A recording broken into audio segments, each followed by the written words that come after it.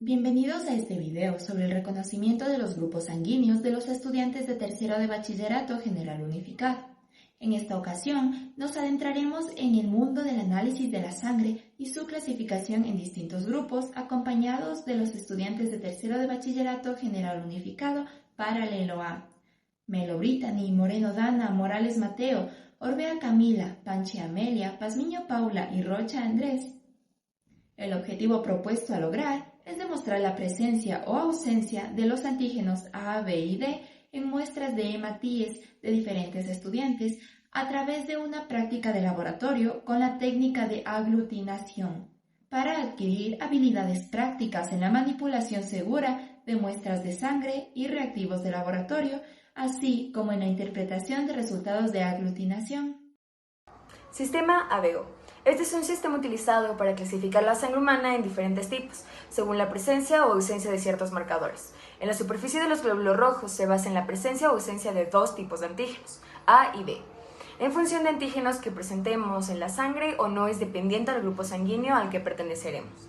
El antígeno A y B son cadenas de azúcares que se unen a proteínas o lípidos de la superficie del glóbulo rojo o hematía.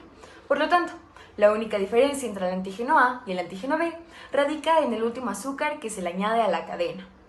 El antígeno A presenta el azúcar N-acetilgalactosamina, el antígeno B presenta el azúcar D-galactosa.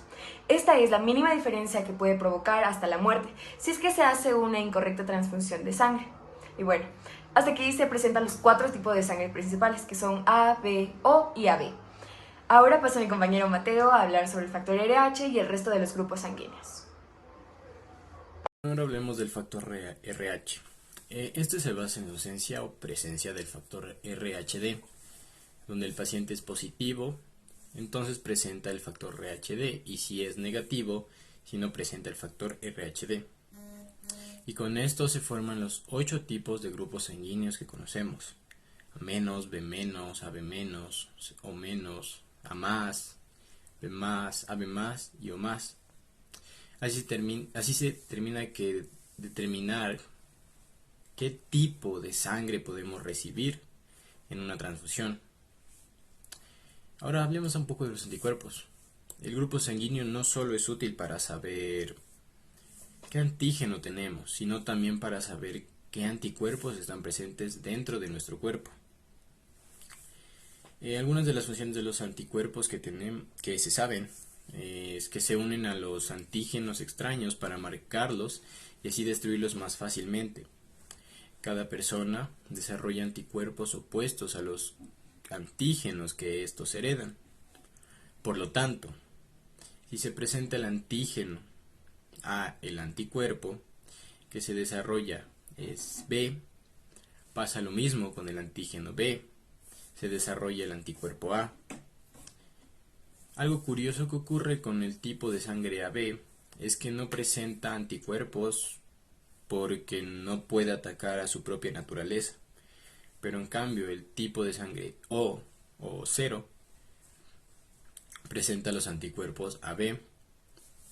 Y por último, el factor RHD, que si no presenta el factor se generan anticuerpos contra RH positivo.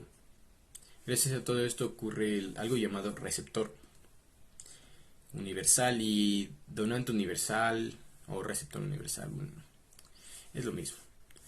Este es AB positivo ya que presenta todos los antígenos. No tiene anticuerpos que puedan atacar la sangre de este donante. El donante universal es O positivo ya que no tiene antígenos, lo que no provoca ningún tipo de acción de defensa por parte de los anticuerpos del receptor al momento de haber una transfusión. Ahora vamos con la eritoblastosis fetal. Pero primero tenemos que tomar en cuenta qué significa esta. Esta tiene su origen etimológico en el griego, donde eritro significa glóbulos rojos, blastos prematuros o inmaduros y lisis destrucción. Por eso eritoblastosis va a significar la destrucción prematura de los glóbulos rojos en efecto. Aquí tenemos que saber que en la sangre hay distintos tipos de células. Por ejemplo, los glóbulos rojos, los glóbulos blancos y las plaquetas. Aquí en los glóbulos rojos, en su membrana celular, va a haber antígenos, los cuales van a determinar el sistema AB0 o el sistema RH. Debemos saber lo que significa la compatibilidad sanguínea, la cual es necesaria para las transfusiones, ya que aquí debemos ver que la sangre sea compatible. Y es importante porque debemos saber quién puede donar la sangre y quién puede recibir esa sangre. También tenemos la incompatibilidad de RH o de antígeno D, que se da cuando la madre es de distinto grupo sanguíneo que el feto. También la isoinmunización del RH, que se da en el primer embarazo, cuando el feto es de distinto grupo sanguíneo que la madre. La madre va a tener un RH negativo y el feto un RH positivo que puede haber sido heredado del padre o de los abuelos.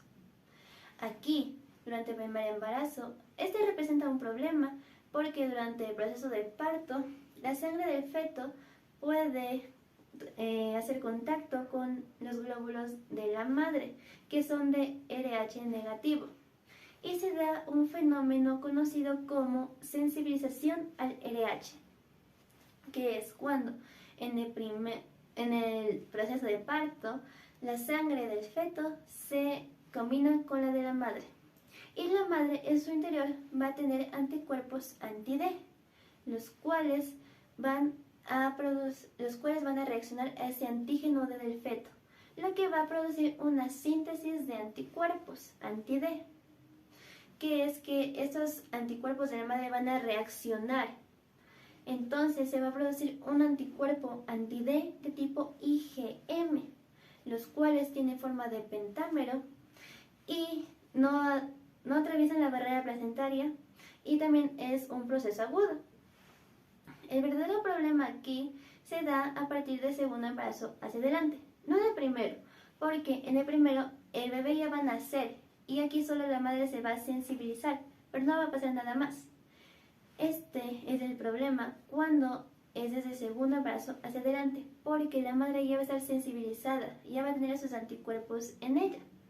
Pero ya no de tipo IgM, sino de tipo IgG, los cuales son peligrosos, ya que estos sí pueden atravesar la barrera placentaria y tienen forma de monómero.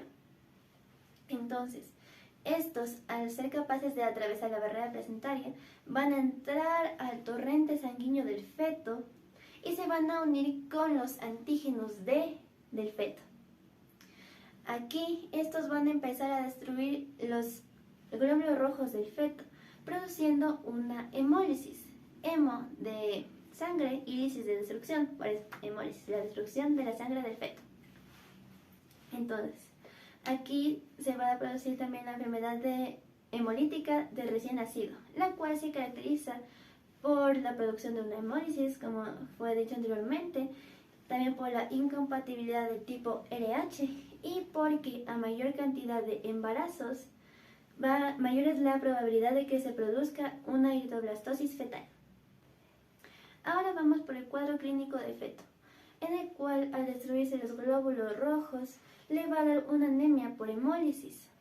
Y aquí, al ser destruidos tantos glóbulos rojos prematuramente, le va a dar una hemoglobinuria al feto, que es cuando la hemoglobina sale al torrente sanguíneo del feto y se transforma en bilirrubina, lo que le va a producir una hiperbilirrubinemia, que es altas concentraciones de bilirrubina en la sangre, la cual puede afectar a una serie de órganos. Vamos a comenzar con el corazón.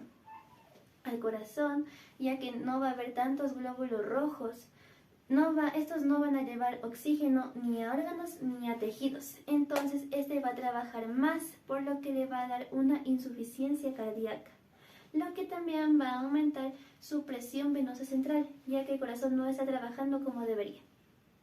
Esto también va a afectar al hígado, ya que al no tener tantos glóbulos rojos, va a producir una eritropoiesis compensatoria, en el cual va a producir muchos más glóbulos rojos. Y no solo aumenta el tamaño del hígado, sino también la presión de los vasos sanguíneos del hígado. Aquí también, para compensar esa eritropoiesis, va a disminuir la síntesis de proteínas en el hígado. también se va a ver afectado el sistema capilar, ya que los vasos capilares van a aumentar la presión hidrostática, lo cual también va a aumentar la permeabilidad. Y aquí, al aumentar la presión venosa central, la sangre no va a llegar al corazón, por lo tanto no se va a expulsar. Y aquí el feto va a estar edematizado, lo cual le va a producir una hidrops fetal, que va a tener como consecuencia una placentomegalia, que es el aumento de tamaño de la placenta. Aquí, al tener grandes concentraciones de bilirrubina, le puede dar un trastorno conocido como cagnípteros, en el cual la bilirrubina puede ir a los núcleos basales del sistema nervioso central, el cual puede producir al feto problemas neuronales e incluso la muerte.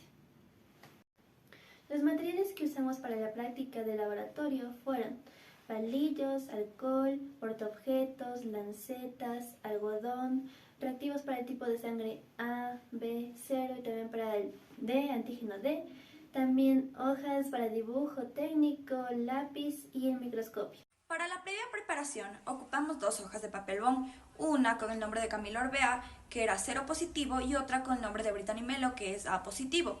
En esta colocamos los portaobjetos, que eran 4, y los remarcamos con lápiz. También pusimos los grupos sanguíneos, que serían A positivo, AB positivo, 0 positivo y B positivo. Para la obtención de resultados, lo primero que debemos de hacer es con el dedo índice y pulgar subir la sangre hasta la punta del dedo. También debemos de colocar alcohol para desinfectar, y este se debe de dejar secar para que no destruya el alcohol los glóbulos rojos.